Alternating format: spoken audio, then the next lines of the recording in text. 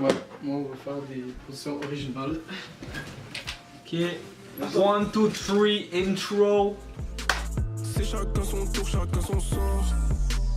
Alors, comment ça va les lépreux? William Macaroni pour une nouvelle vidéo sur la mort. Donc, l'autre jour, j'étais avec mon pote Socrate et on parlait de la mort et je me suis dit, mais qu'est-ce qui se passe après la mort?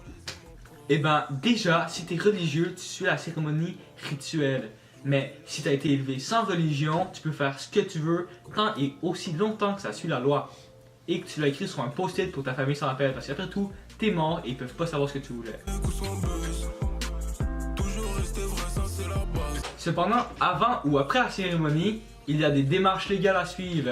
Et cela inclut constat du décès, zoom sur l'acte du décès, déclaration du décès sur internet, alerte des organismes, versement du capital décès, délai de conservation des papiers, compte bancaire du défunt, pas que quand même, hein. Pension de veuvage, pension d'orphelin, si c'est ton père qui est mort, et d'autres démarches peuvent s'appliquer. Je le fais par amour, c'est nous les plus forts, apparemment. Ensuite, il y a la cérémonie, et pour faire bref, ça inclut tout ce que tu veux, absolument tout. C'est toi qui la décides, et pour vous inspirer, je vous ai fait une petite liste. Lecture de texte, lecture de poèmes, prise de parole familiale, donc si ta soeur a quelque chose à dire, musique, streaming Bob l'éponge, party Just Dance, mon préféré, marathon, Netflix, la balle est dans votre camp. Et donc juste pour vous rappeler, vous avez une délai de jusqu'à 6 jours maximum entre le décès et la cérémonie. Parce que sinon, bah, tu schlingues quoi. Oh, les expressions trop stylées, hein. Schlingue.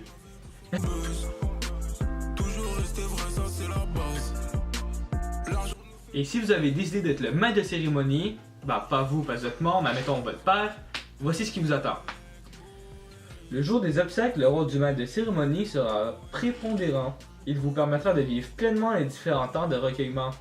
Il accueillera et dirigera les personnes. Bon, bref, vous êtes la personne qui organise le show, vous êtes la personne qui s'occupe des invités, qui les place, qui s'occupe que tout soit fait en temps et organisé. C'est aussi simple que ça. Donc en général, la plupart des cérémonies suivent la procédure suivante. Premièrement, il y a la mise en bière et la fermeture du cercueil.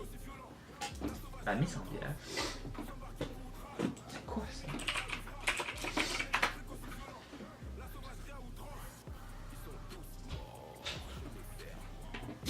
Information intéressante, la mise en bière en fait c'est quand on met le corps dans le cercueil.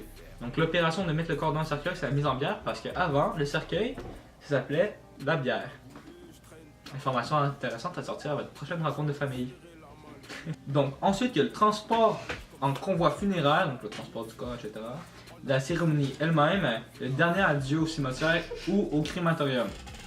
Donc le crématorium c'est quoi en fait?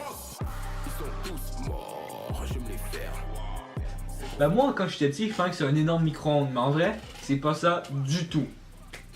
En réalité, c'est ça. Et ouais, c'est chaud comme boulot. Trop nul. Ah, c'est génial. Ok. Mais sérieusement, ce qui se passe, c'est que le corps est mis dans le cercueil et ensuite dans un énorme four qui incinère à 1200 degrés pendant 2h30.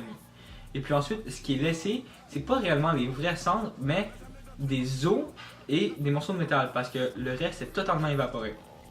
Et puis les morceaux de métal sont enlevés avec un aimant et puis ils gardent les os, ils les broient et c'est ce qui vous donne comme cendre. Donc c'est pas réellement vos... C'est pas votre corps quoi, c'est juste vos os. Et si ça peut vous rassurer, la loi exige qu'il y ait seulement un cercueil à la fois dans un crématorium. Donc vous ne serez pas mélangé avec les cendres de quelqu'un d'autre. Si je te coupe deux doigts, dis-moi combien t'en reste. Et sinon, si vous voulez être enterré, il y a toute une procédure légale à suivre que vous pouvez sûrement trouver sur le site de votre gouvernement. Donc ça inclut le coût de la parcelle, la tombe qu'il faut graver, comment votre corps va être enterré, où va-t-il être enterré, etc., etc. Finalement, il est difficile pour moi de lister toutes les possibilités ou même toutes les lois qui s'appliquent à ça au Québec. Donc je vous invite à vous renseigner sur divers sites tels que 1800crémation.ca, www.fufq.coop, obsèqueinfo.com, legisquebec.gouv.qc.ca et plusieurs autres, donc tous mes liens sont dans la description si vous êtes intéressé. Et puis finalement, si un de vos membres de votre famille est décédé récemment, je sais que ça peut être très difficile de vivre ces moments et toutes mes condoléances sont avec vous. De la vie on est successeur, de la mort on est héritier. J'oublie pas, chacun de nos noms seront accompagnés d'un RIP. Je me souviens des insultes, des regards méprisants, et des profs qui voulaient que je finisse en prison. Et ça m'a laissé des stigmates.